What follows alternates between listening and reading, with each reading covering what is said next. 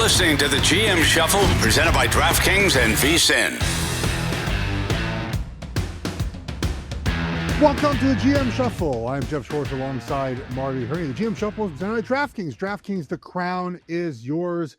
And Marty, week 4 nearly in the books in the National Football League. 2 more games tonight. We'll have those for you. We'll preview those games. It is Dolphins and Jets. It is Bengals and Broncos in our B block. In our C block, we'll hit our superlatives from the weekend. We talk about best coach, best offense, best defense, best game, sort of give you a full recap of what we saw as the best and the worst of the weekend. That will hit you with our best bets for the rest of the weekend. We'll give you a few wagers for tonight as well to end the show.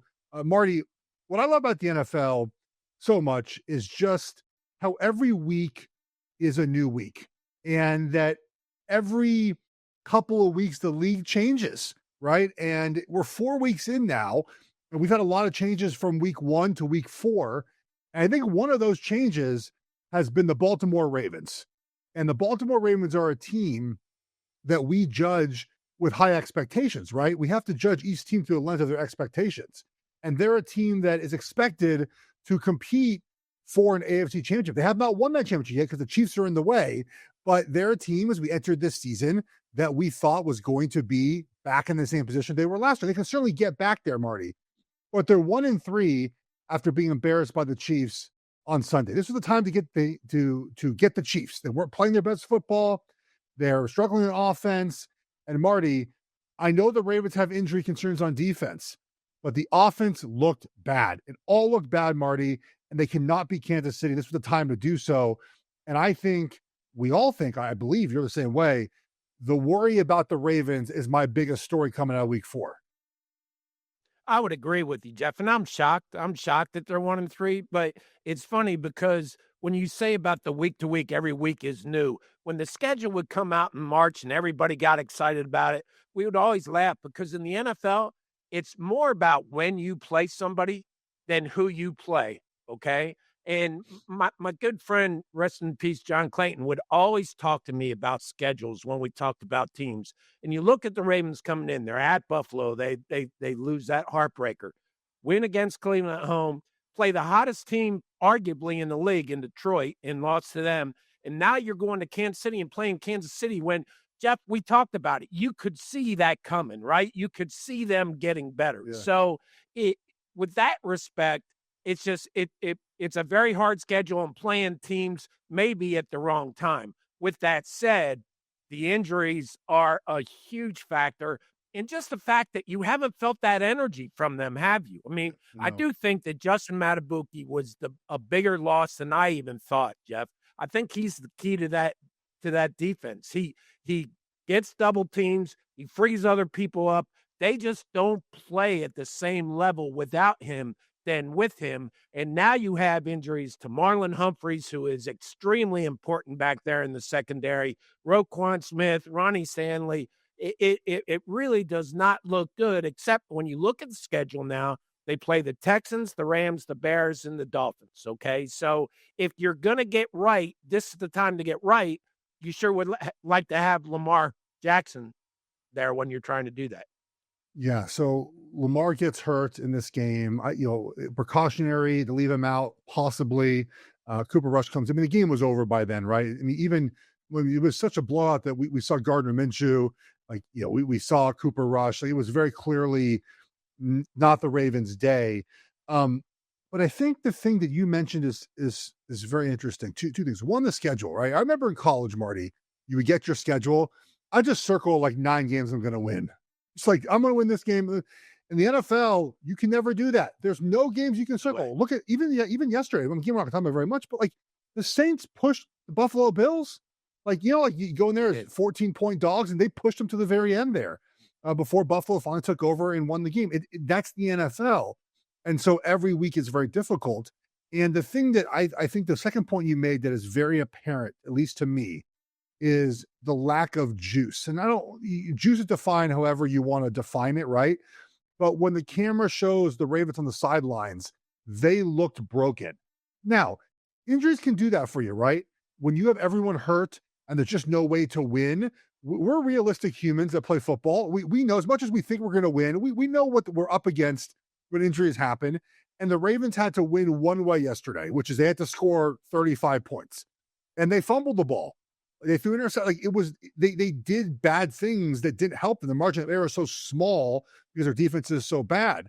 And the question becomes, are they going to be that much better on defense when everyone comes back? I mean, they allowed 41, 38. And what the Chiefs ended up with yesterday, 37 with the starters in.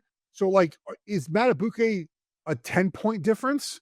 Is him and Van Noy and some of the secondary players, is that a 7-point difference? To me, it's more than just the injuries, Marty. They're just not playing good on defense. And they've had so many years of coordinators leave them over the years, right? So many players over the years just leave because they're free agents and they get older, whatnot.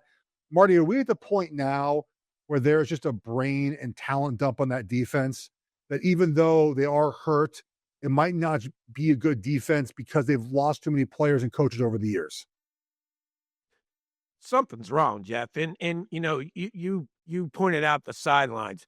I said last week, and listen, what I'm about to say, I hate it when people said this when I was general manager or something. And, you know, what do you know? You're not in our building. But it's just something from an outside observer. Lamar last week, Lamar Jackson this week, there's something in the body language. And there's just doesn't seem like there's something that's clicking the right way that it has in the past. This is one of the best organizations in football, Geoff, and they are not used to being in this situation. So it's going to be very interesting to see how they respond. I mean, listen, we all know John Harbaugh's not going to lay down. I mean, he might not sleep this week, but he's going to do everything he can to get him turned around. And it might be with Cooper Rush at quarterback. But, yeah, something this defense, I mean, I thought before the injuries yesterday, they had to find a way to deal with life without Justin Matabuke. Now, there's, as I said, Marlon Humphreys is critical to that back end. So now the injuries just keep piling up. Yeah, they do.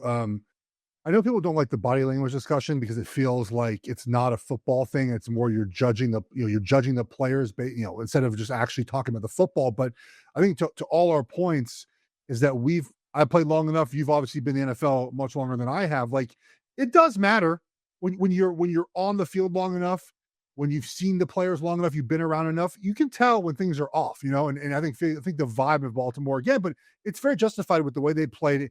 And there's very quickly, Marty, before we get to some injury news, which is super important in the NFL this morning on Monday, the Chiefs, man, I tried to hold off on the Chiefs totally suck takes that I had saved in my brain, Marty. And I just said, let's just wait. Let's wait to see what happened. And we saw yesterday just adding back a little bit of speed to this offense, Marty, made such a difference. And the Chiefs protected Mahomes. Josh Simmons is turning into a very good football player very early for the Chiefs. And defensively, they blitzed, they zero pressure the heck out of Baltimore. They never had the answer for that. This was probably the best offensive performance, with the caveat against a Ravens beat-up defense that we've seen in probably 2 seasons, Marty. It was very good for Kansas City. But, Geoff, you felt that coming, right? We saw the uptick in the second half the week before, and now they came out, and he's got weapons again, Xavier Worthy. I mean, he's got places to go. And again, we talk so much about their offense because it's so good, and Patrick Mahomes. But that defense, Geoff, that defense is just Steve Spagnuolo and putting pressure, and just that defense is exceptional week in and week out. What to me is kind of blows my mind too is, what's coming. They're going to zero you. What's going to happen if Baltimore had no answers. And that concerns me for their future. Speaking about a team that might be out of answers right now, is the Chargers offensive line, Marty. Joe Alt got hurt yesterday. As of right now, we don't know what it is, but it appears to be a knee injury. They're without Rashawn Slater, and Justin Herbert has been hit a bunch the last 2 weeks. And this was a team that I think we had high hopes for them this season. I'll pull up the number right here. I got this number off Daniel Popper, who covers the team. Justin Herbert's been pressured on 46 dropbacks over the last 2 weeks, the most in the league. The next highest on this list is the Cleveland Browns quarterback, Joe Flacco, with 35 pressures in the last 2 weeks. Marty, the injuries, it's a problem, man. There's no way around it. Their offensive line was not great on paper inside with Alt and Slater both in the lineup. Now it's even worse because you're missing your 2 tackles. What do the Chargers do from here? Well, it's worrisome because Justin Herbert got hit 12 times yesterday, and granted, I think the Giants have the best defensive line in the league. I don't know how Really many good, people yeah. would disagree with that. I don't think many, but it's worrisome because Justin Herbert's your franchise, your guy, and you don't want to keep. He can't keep going out there every week and getting drilled 12, 13, 14 times. So where do you go from here? That's it. If you're Joe Horitz, what do you do this morning? It's Austin Deculus went and finished the game out at left tackle. Joe Alt's got a high ankle sprain. I would think usually the bad ones are 6 to 8 weeks. I think normally Geoff, if he comes back in 2 to 4 weeks, that's a really quick turnaround. So now you've got a guy that was a 6th-round pick in 22. This is his 5th team, Austin Deculus, and Yeah. are you comfortable with him at left tackle? I don't know. I mean, Mekhi Becton did not play yesterday because of concussion. But, Geoff, when he came out and was drafted by the Jets out of Louisville, he was a left tackle. So Yeah. do you ever consider him? I don't think he'll work out there right now, but No. I don't know what you do. You can't go out on the street. I mean, they're just not out there. No, they're not. And look, I had discussed on social media. You can follow me at Geoff Schwartz, Geoff with a G. Look, no one practices anymore, Marty. Like you're not going to develop offensive linemen.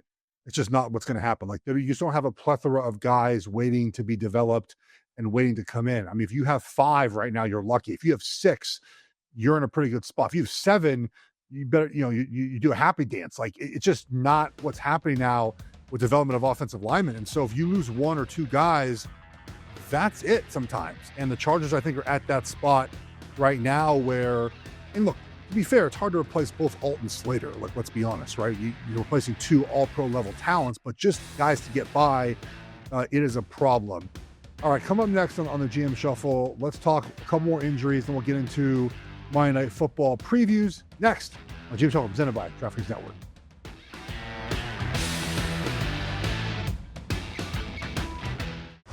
You're listening to the GM Shuffle, presented by DraftKings and VSiN.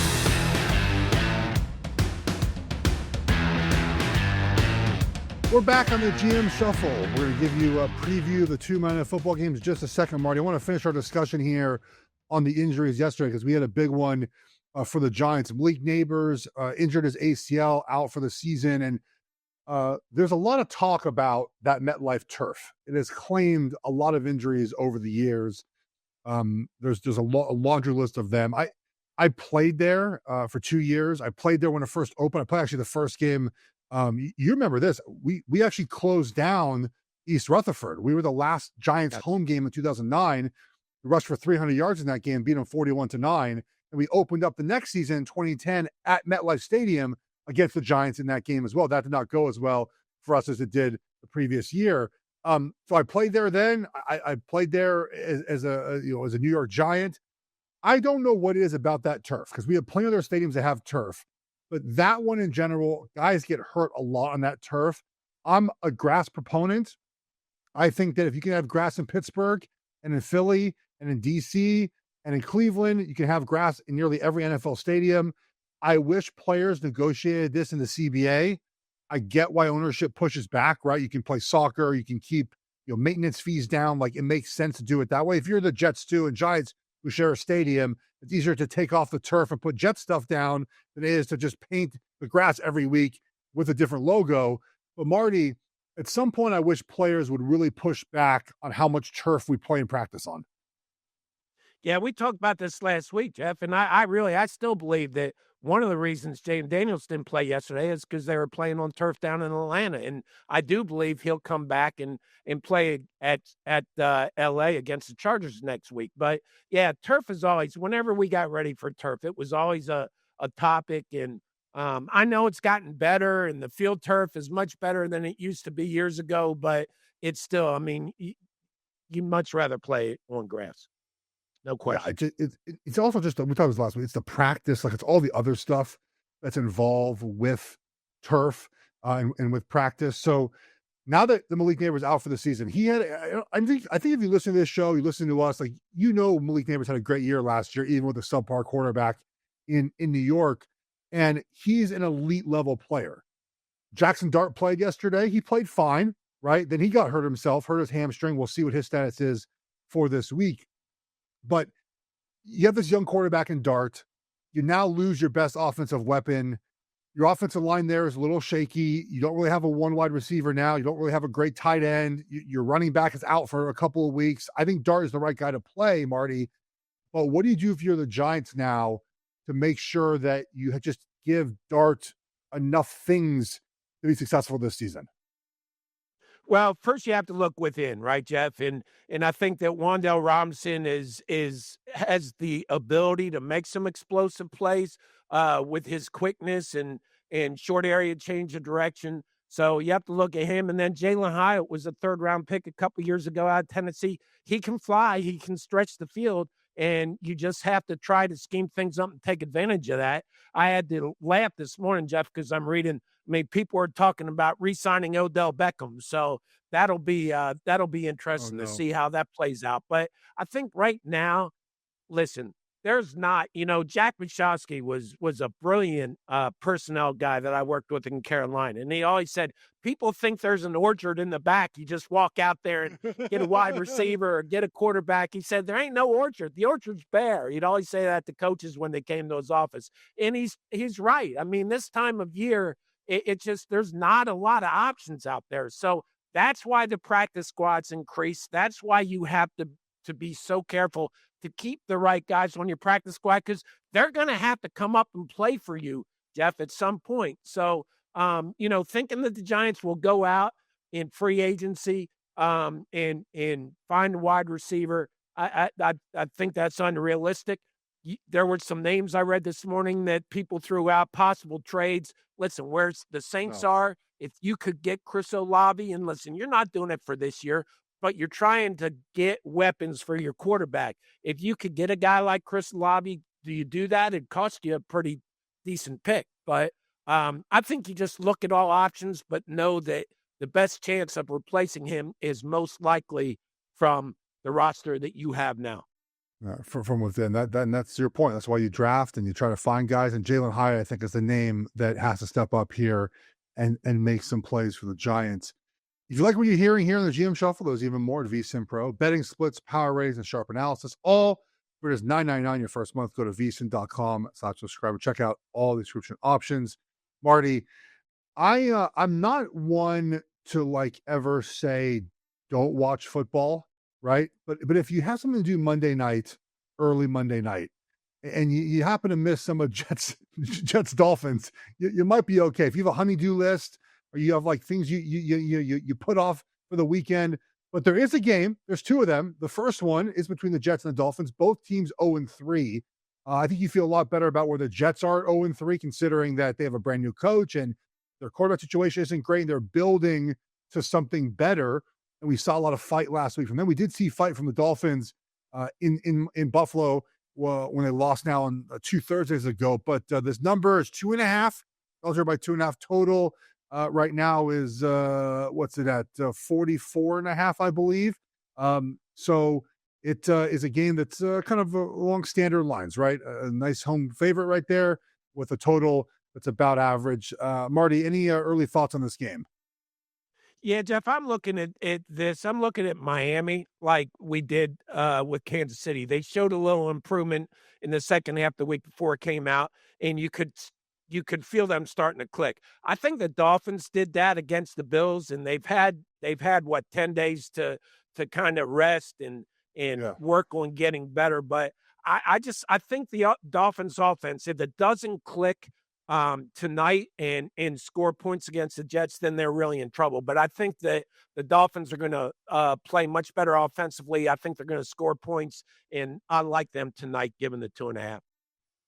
So, correction, it's 45.5 as a total. I read that wrong. So that is a little higher than most. One thing I'm eyeing from a gambling perspective is Mason Taylor, the Jets tight end, over 23.5 receiving yards. Very square play, but the Dolphins have allowed a ton of yards, Marty, in all 3 games to tight ends. They cannot cover them, and so continue to look in that direction. Obviously, Aaron Glenn's very secure in his job. They can go probably 0-16. He'd be just fine. I actually think losing tough games and building the culture there, but going 3-14 and drafting 1 overall is like the best thing possible for the Jets. So I like their start, actually. Believe it or not, I know they haven't won games, but I like their start. How important is this game tonight, though, for his opponent, Mike McDaniel? Start 0-4. You're not winning the division, as we know already. But now the Patriots have 2 wins, right? The Jets beat you. The Bills are 4-0. An 0-4 start feels like, well, it's inevitable, the firing of Mike McDaniel. But you lose tonight on national television, you might be out of a job tomorrow. Yeah, and you know how I feel about that. I know you don't agree like with it. hiring head Yeah. coaches during the season, but you're right. I mean, listen, the head coach that has the team that is in a different stage of development than the Jets are, of course he's got more pressure on him, right? I mean, Aaron Glenn can always say it's my first year, but listen, you know as well as I do, that pressure comes real quick. Aaron Glenn doesn't have a lot of time. I mean, if they're in week 8 and haven't won a game yet, people are going to start talking about, do they have the right guys? So I do think that there's a lot of pressure on the Dolphins right now, and people will come out and start saying, should there be a change if they do lose tonight? But I just think that they are, again, it's a roller coaster. And then, Geoff, you have to every week you have to say, okay, who's going down and who's going up in the NFL? And I think the Dolphins offense should be on the uptick, and that's why I like them tonight. Quick note here before we move on. Justin Fields is going to play tonight for the Jets, so they're going back to Justin Fields. Taylor spilled in last week. Fields is back and ready to play. Now, there's a second Monday Night Football game, and these are not like week 1 was like 7 o'clock Eastern and 10 o'clock Eastern. These are kind of staggered. 7 o'clock, I believe, and then about 8 o'clock, 8:30 is the Bengals at the Broncos here. Denver is a 7.5-point favorite. Total 45.5. I might tease Denver and the Jets together, by the way, if you're looking for some action tonight. Put a teaser down. I don't like the prices on teasers anymore, but something that I looked at doing for the game tonight. Denver looking to keep pace now with the Chiefs and the Chargers. A win, you're 1 game back in the division. You keep pace with Kansas City as well here. Denver's defense, Marty, not been as good as we thought this season, but still I think a pretty tough spot for the Bengals off that bad loss against the Vikings to go back on the road now and have to play another defense that on paper is supposed to be like Minnesota's. Yeah, I mean, look at how close the Broncos are to 3-0, Geoff. I mean, they again, I don't think Bo Nix has played as well as I would have hoped so far, but I think he's going to continue to improve. The respect and the credit I give Sean Payton. I think that he is one of the best head coaches in this league. And I just think that Denver, coming off those 2 crushing losses at home, you got to like the Broncos. I think you do as well. One thing that I have enjoyed doing when it comes to sort of previewing any sort of wagers for games is looking at the second string running back, because you have a situation where if we think this is going to be a multiple touchdown win for the Broncos, I should say, the backup running back tends to get involved, especially later in games. You're trying to run out the clock. It worked yesterday for Wilson, even though that was overtime in Green Bay. That game wasn't. It was obviously 13-2 early. Ended up getting crazy late. We'll talk about that in a second here. But looking at a Harvey rushing prop, to me, somewhere I think I would like to go. His number is it's actually up right now on DraftKings, but when it gets back up, that's somewhere I would take a peek at Marty here. As you know, backup running backs, again, blowouts do end up playing a lot. I think this game's not going to be close. That'll be the case here. Any last words? Anything you like? You think for the Bengals tonight? Whether you think Higgins or Chase? I mean, they have to have a good game to stay close, I would imagine. I just see Denver's defense really playing well. I don't know how many picks they have tonight, but I would say at least 2 interception. Okay. Against Jake Browning. So I think the Broncos defense will really set the tone for this game. Well, I think this is a game for them too that hasn't played up to their standards to be a tone-setting game. If you play back a quarterback with a bad offensive line, I think you have to make this one of your better games so far this season. All right, coming up next, We're going to hit our week 4 superlatives: best coach, best game, best QB, best offense. We'll hit everyone around the league during this segment. We'll do that next on the GM Shuffle, presented by DraftKings Network.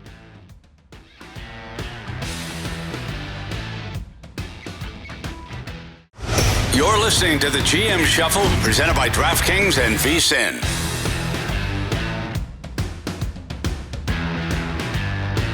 All right, we're back on the GM Shuffle. Let's get to our superlatives before we get to our best bets in a few minutes, and also we'll touch on maybe what we want to take back after the first couple weeks of the season. A lot has changed through 4 weeks, Marty, and we made some statements. Maybe week 1 we would like to have back here. So let's start with MVP / best coach from the weekend, and there's many options here, but I went with Liam Cohen of Jacksonville, Marty. They're 3-1 now. And they went into San Francisco. They won 26-21. He did call out Robert Saleh after the game, which I thought was pretty funny, considering the back and forth that Saleh and him had this week at the podium. But I've been impressed, man. Look, Trevor Lawrence, I think there's still question marks about how good he can end up being. But this defense has played well. Trevor Lawrence is making enough plays to win the game. They're running the ball well, and that's a questionable offensive line entering the season. They're doing enough to get it done. So to me, it's Liam Cohen, 3-1 after a month. You stole my pick, Geoff. I agree with you, just because, listen, I said this morning to somebody that you can feel the Jaguars' confidence building, and you can just tell that when Liam Cohen gets in that meeting room and talks, all eyes are on him. They are really starting to get confidence in him. And I actually think, I know he got mad at Robert Saleh for making the comment about the scouting process, but stealing, yeah. I think he helped them. He meant it as a compliment.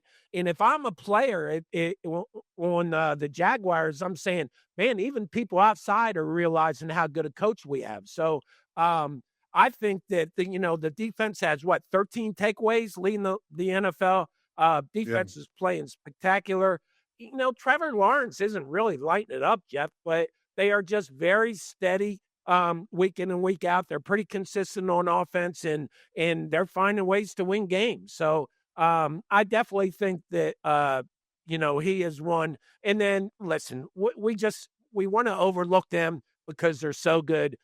But gosh, Nick Sirianni, Geoff, I mean, what kind of job is he doing up there? It's 20 of the last 21. I have to laugh because everybody's talking about, they didn't play well in the first half against the Rams. They didn't play well in the second half against Tampa. Guess what? They won both games. Won both games. 26 points last week in the second half, 24 in the first half. Geoff, you know how hard it is to win one game, 2 games. 3 games is just 3 games in a row is a dream. This team has won 20 of 21 games, 4-0 this year. I just think, you could put Nick Sirianni on the list every week, but he's just they're so good. We really don't give them the credit they deserve. We don't, and I thought they might lose that game, and they obviously did not, and they played well, and it was 31-23. Obviously, they took a safety there late. We saw that twice this week, by the way, in college and the NFL. They'll take a safety play to end the game. The other one I want to mention for Coach is Mike Tomlin. Look, it is ugly sometimes, man. It doesn't look like it should sometimes. They forced, I think, now 7 turnovers in the last 2 games, right? They were +5 against New England. They were +2 against the Vikings. But, Marty, they just win games, man. They just win games. And Mike Tomlin for Coach of the Year, who's yet to win Coach of the Year, is still 18-1. But, man, how do you not just give him the credit for continuing to do the same thing they do every year? And with Aaron Rodgers there now, you're slightly better on offense, and they make enough plays. Also, division-wise, they're +240 right now. They have a 2-game lead on Baltimore, +240 to win the division. When we interviewed John Foxby, head coach, in 2000, we asked him a question. I'll never forget his answer. We said, what differentiates the winning teams from the losing teams? And he said, listen, all these games go to the last 5 minutes. And within the last 5 minutes, the losing teams think they're going to win, and the winning teams know they're going to win. And Geoff, that is coaching to me. That is having an identity. We talk about having an identity, knowing how you're going to win games in the last 5 minutes. And that to me is how you tell the real good head coaches, the ones that you can see every week. They know how they're going to win games. They know their identity. And you look at the bad teams and they don't. You're right on that. And we're going to touch on that with one team in specific that's going to be on our troubling list here. Best game of the weekend. I think there's only one option, and it is the 40-40 tie, Marty, that we saw late last night. I don't know about you, but I find it difficult to stay awake on the East Coast for some of these games. And I woke up this morning, it was like 40-40, a tie in overtime. What is happening in the National Football League? I think we should play sudden death overtime in the regular season. That's my personal opinion. Nonetheless, 40-40, kind of stunned here. The Packers were up 13-2. 13-0. They were coasting early in this game. Another blocked PAT. We saw a bunch of blocked PATs, field goals again this weekend. Return for 2 points. And then by the end of the first half, Dallas was winning 16-13. Rather shocking turn of events there. And then neither team could stop each other. Here's the last 6 drives. 7 drives of the second half. Packers touchdown, Cowboys touchdown. Packers touchdown, Cowboys touchdown. Packers touchdown, Cowboys touchdown. Packers long field goal. In overtime, only 2 drives. One 10-play, 76 yards field goal. One 13 plays, 54 yards field goal. Tied at 40, Marty. That to me is game of the week. Yeah, I agree, Geoff. And, I was laughing last night.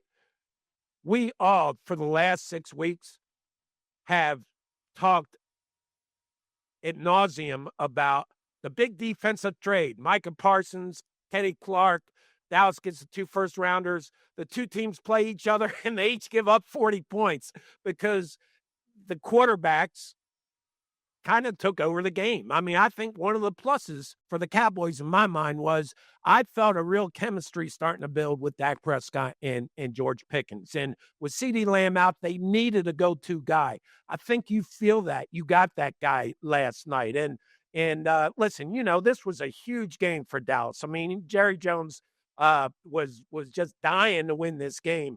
But Micah Parsons had 1 sack in overtime, and it was a significant play, but it was the offenses in this game, not the defenses, not the defensive line and the pass rush that we've been talking about for 6 weeks.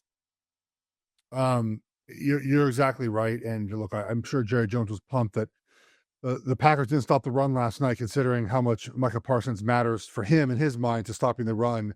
I don't know if he considers it entirely a win, but a tie nonetheless occurred there in Dallas. Best quarterback, Marty, it's been a long time since we could say this guy's name. For me, it's Patrick Mahomes, best quarterback. Yesterday, Mahomes had his best game in a while, 25 of 37, 270, 4 touchdowns. Just a really controlled game, man. Like a really good game from him. The misses were a couple overthrows, a couple throwaways. It's been a long time since we put Patrick Mahomes in here. I think he was the best quarterback yesterday. Yeah, I mean, again, Patrick Mahomes wasn't different yesterday, was he? It was just the people around him. I thought Mahomes, 3 things, I guess. You're right about the people around him. I thought the offensive line played really well, which gave him time. And then Mahomes just got confident as the game went on. When you give him a little bit of time early, I was told by an offensive line coach, actually, it's funny enough that the Chiefs, Andy Heck, when I was in Kansas City, he said, like, the worst thing you can do is get your quarterback hit on the first drive of the game, because now the quarterback's thinking about getting hit the rest of the game. And the longer you keep him upright, the longer you can keep defenders off of him. That's your fault, not extra blitzers and whatnot, but just keep guys off of him. The quicker and faster your offense can start. And I think the Chiefs, of course, live by that, but they do a great job in this game specifically of making sure he wasn't hit early. His confidence grew and grew and grew. Best offense, Marty, of the day, I give it to the Atlanta Falcons, who had a ton of offense yesterday. They had 24 first downs. They went 50% on third down, 435 yards total on 64 plays, nearly 7 yards per play. Penix had 307.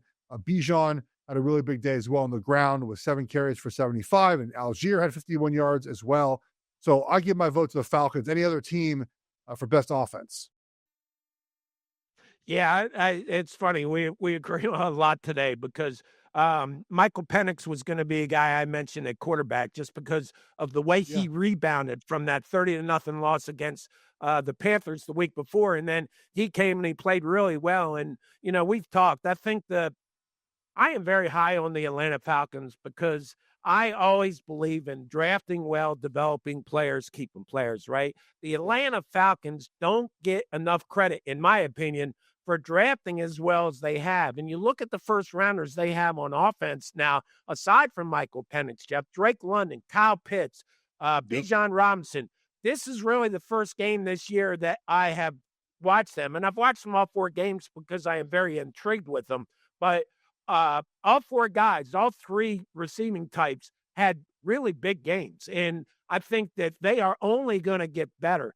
They gave Penix time, and the offense was just very, very efficient. And they should just improve every week because I think they have some difference makers on that side of the ball and some young difference makers. Well, they did. They spent draft picks on those guys, and they're getting better each week. Quickly here, Marty, best defense. Not a lot of choices. I mean, I don't count the Texans shutting out the Titans. I mean, the Titans stink. They should do that. Maybe we give them a little bit of love for the Texans winning this week. The Patriots played well defensively, but the Panthers, we'll talk about them in a second here. Disappointing. I give it to Kansas City, I think, is the best option right now with the way they played. They allowed that late touchdown, but really did a good job against Lamar, against the run, forced some turnovers. How happy are you this morning, Geoff, that the Chiefs won? Well, I'm very happy. If you're watching this on YouTube, I'm more happy about this O on my chest right here from Oregon Ducks this past week. I know we're an NFL podcast, but I cannot get enough of this. There we go. There it is right there above the banner. There we go. We're my Oregon O proudly today. Good weekend. Oregon beats Penn State. Chiefs get a big win. My baseball team stinks. Well, they don't stink. They're just the most boring team in all of baseball. So I'll take my football wins when I can get them, Marty. We're going to talk next, though, about disappointing teams. There are a lot of teams on this list here. One that one that I know very well. We'll do that next. Jim Talk presented by DraftKings Network.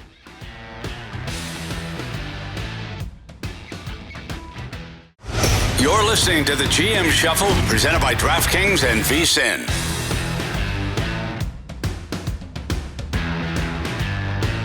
We're back on the GM Shuffle. Geoff Schwartz, Marty Hurney. All right, Marty. We're going to talk about our best bets for the rest of the week. Presented by DraftKings in a second here. But 2 more, suppose I want to hit here.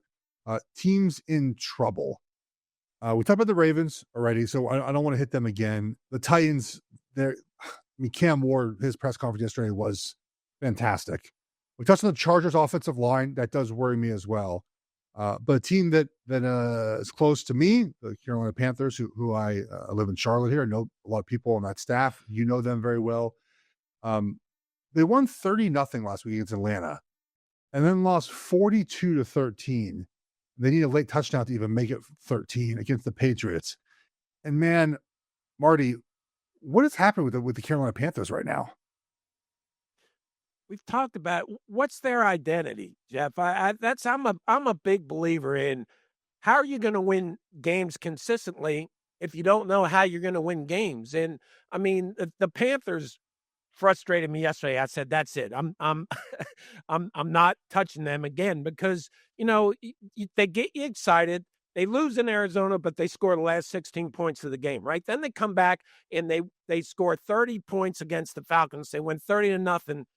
And then they come and do that against the Patriots, 5 sacks, I think. I just don't see a formula of how they're going to win games. Bryce Young, the pressure now, and the question is, can Bryce Young produce in Carolina, or will he have to go somewhere else to have another chance? Because I just don't see them designing their offense in the way that would increase the chances of him being successful. I think the offense line, I've said it 100 times, the New Yeah. Orleans formula with Drew Brees, big, stout center and guards to clear the visual passing lanes, go out and get a veteran wide receiver and get receivers and targets, a tight end for him. I just don't think the Panthers have done that for Bryce Young. I did like Bryce Young a lot coming out of Alabama, Geoff, so I'm reluctant to give up on him. But right now, Yeah. it's just not working. And you're right. I do think that they are a definite team in trouble. The thing that frustrates me, I think, is like I was pretty wrong on the Panthers. I feel like the way they ended last season, Marty, they played really good games against some good competition. They won 4 of their last 9, and disappointed to not see it continue this season. And is it a Bryce Young thing? I think the coaching staff is fine. Is it a personnel issue? I thought the personnel improved a lot this year. Those are questions we don't have answers, I think, for completely yet. I believe they get the Dolphins this weekend. So they got to win to get to 2 and 3, and maybe you start feeling better about them. But you're right, the up and down of their play is concerning when it comes to. I think you want some more consistency with them. Another team, Marty, that is in trouble is the Raiders, and I didn't understand the Raiders love heading into the season. I think that we love the Geno Smith story more than we love how he actually plays on the football field. These NFL interceptions, which is not the be all end all, right? Interceptions happen for various reasons. But the Raiders, I think, will look back on this offseason and realize they probably mismanaged it a little bit. They should have gone quarterback or just rolled back with no one at quarterback and just had another bad season. But they went to Geno. They drafted Gentry, who had a better game, but the offensive line's still pretty bad in Vegas. Are you going to, you guys next year you draft a quarterback? Like that's the plan? I just think that it's not working out like they wanted to. How much longer do you let Geno play? They're 1 and 3. They're not going anywhere fast. Yeah, this is one of your fears as a general manager, Geoff. And listen, I have the ultimate respect for Pete Carroll. He is one of the best head coaches in the NFL. Got a great history. He brought Geno Smith over, right, from Seattle. I mean, he brought him in. I heard a couple interviews with him saying, boy, we're really lucky to get him. I just don't know. Sometimes when you're with a player, familiarity makes him more valuable to Yeah. you than he really is. And I think Geno Smith is a low tier win with guy. If that, I just don't see him making a difference. I do think Pete Carroll's going to come in and build this team and give him an identity. But yes, I think that you have to Yeah. you can't force yourself, but you have to make drafting a quarterback a priority. A few more teams I want to hit on here, Marty. How much longer do the Browns run out Joe Flacco? Like, what's the point of doing this? You drafted these young quarterbacks, Shadur and Dylan Gabriel. How much longer are they going to roll Joe Flacco out here? The offense looked pitiful yesterday. 2 straight weeks, 10 points, 13 points and 10 points. It's not good. Stefanski to me is a really good coach, Marty. Like I just they don't have the personnel, and the Browns are probably going to fire him after the season. Some team's going to be super lucky to hire him, and that team's going to be really good in my opinion. I mean, can you imagine just to say this, like you put Stefanski with Cam Ward in Tennessee, like Cam Ward would be good immediately. So Yep. I just think it's time to move on from Flacco and let young guys play and see what happens. Yeah, I mean, I agree. I think Kevin Stefanski is really good, Geoff. And the only thing with and I agree with you. I mean, it's you don't have any hope, right? What we talked about with the Giants yesterday is all of a sudden they have hope because of Jackson Dart, Yeah. right? Well, there is a difference between pulling Russell Wilson for a first rounder than pulling Joe Flacco for a third rounder or a fifth rounder and Dylan Gabriel and Shadur Sanders. But you might as well try something, right? I mean, your defense is playing good enough to win games. Your offense just can't move the ball. So I totally agree. I would think that they would probably go to Dylan Gabriel first. And I just don't see the downside. And you're not going anywhere, and you are looking to give Yep. your fan base hope. But again, this is another team that probably has to go and look to draft a quarterback high in the future. Last team, Marty, I want to touch on for question marks is go back to Thursday night, the Arizona Cardinals. We talked earlier about like just sort of body language. I just never liked the Cardinals' body language on offense. Um, they got something going at the end there, absolutely did. But Marvin Harrison, he finally caught a pass, the important pass, but too many drops. Kyler Murray, I just don't know how good he is. We've how many years are we going to do this Kyler Murray thing where it looks like he's going to have the year that he breaks out and becomes a superstar? And this sounds kind of weird too, but like, so Jonathan Gannon is not calling defense, doesn't call offense.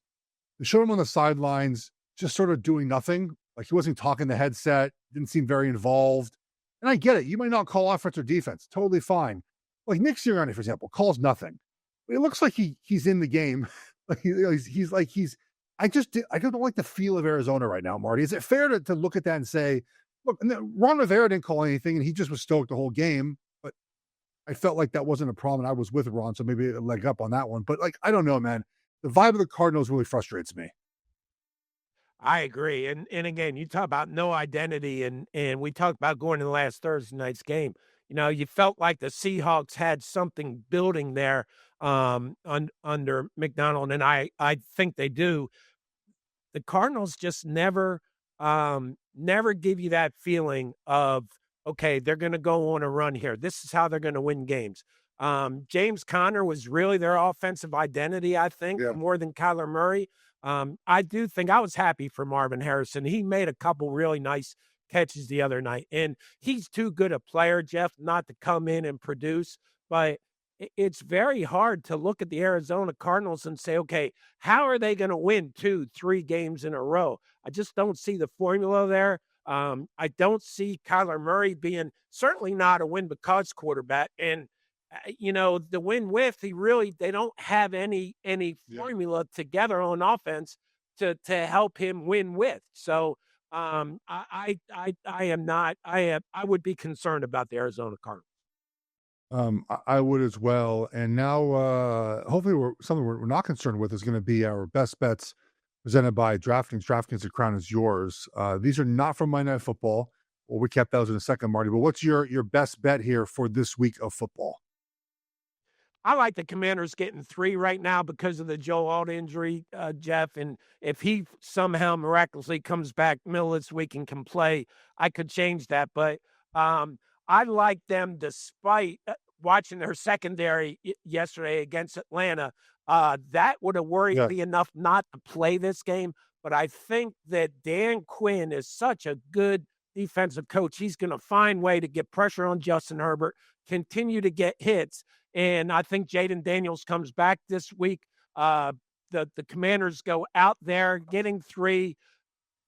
Chargers are coming back from the East. Listen, that they had a brutal start to the season. Went 3-0, but I mean, they had a really tough schedule at the start. They did. Went out there. I think a letdown was a little predictable. Now you're coming back. I just think their offensive line problems are too great. Washington, I think, is, despite yesterday's loss, too good a team to go out there and not take advantage of some of the injuries. So I like them getting the 3. That game is in Los Angeles between the Chargers and the Commanders. I wrote here, before I say my best bet, I wrote in the notes, I hate myself for this, but this wager does stand out to me. And it's Carolina at home against the Dolphins. Dolphins are going to be in a short week, right? And you mentioned, and I think this does play a role, like the desperate nature of a team off a blowout loss, right? They lose 42-13. They need to win this game to go to 2-3 to feel anything. If they lose to a bad Dolphins team, Marty, especially one that might lose tonight, and you're 1-4, not good. And I'm not sure the Panthers are good enough to win a must-win game like this, Marty. But they have to win this game on Sunday. They don't have. If they lose this game, that's it. You're not making the postseason, which you aren't doing really anyways. But you're now 1-4, man, and you're right back to square one with everything. If you cannot beat the Dolphins, there are certain teams as the season goes on that I stay away from. I can't get the Panthers right. I like the Falcons to be in the week before that they won 30-0. I like them going in getting 5.5 yesterday from the Patriots, and they get boat race. So I don't know. I can't get them right, Geoff. But we can get right is this show, and this show is on every Monday and every Thursday. It's on YouTube. If you're watching us, thank you. If you're listening to us, thank you as well. It's on all your favorite podcast platform of choice there. Please leave us a rating, review, subscribe, leave us a comment on YouTube. Enjoy the games, and we'll be back on Thursday to preview everything else